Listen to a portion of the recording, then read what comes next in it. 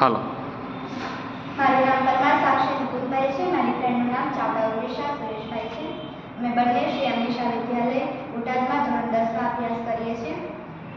Architecture and interior ડિઝાઇનમાં ઉપયોગી અમારી કૃતિ છે ગોલ્ડન રેશિયો.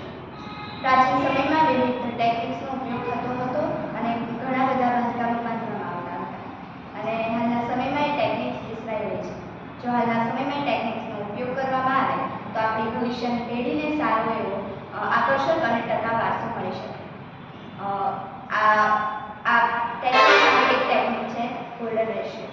આ ટેકનિક વિશે લોકો માહિતગાર થાય અને એનો ઉપયોગ હાલના સમયમાં બાંધકામમાં કરવામાં આવે એ હેતુથી અમે આ કૃતિ રજૂ કરી છે. અહીંયા ઉદાહરણમાં જોઈ શકાય છે તાજમહેલ, ઇજિપ્તના પિરામિડ, આ બધા આર્કિટેક્ચર્સની રચનામાં આ ગોલ્ડન રેશિયોનો ઉપયોગ કરવામાં આવ્યો હતો. મોનાલિસાનું ચિત્ર, ત્યારબાદ એવા ઘણા બધા કલાત્મક ચિત્રો છે જેમાં ગોલ્ડન રેશિયોનો ઉપયોગ કરવામાં આવ્યો હતો. નેચરના કેટલાક ઉદાહરણ છે: ગુલાબનું ફૂલ, સૂર્યમુખીનું ફૂલ, પતંગની રોશનીનું કવચ,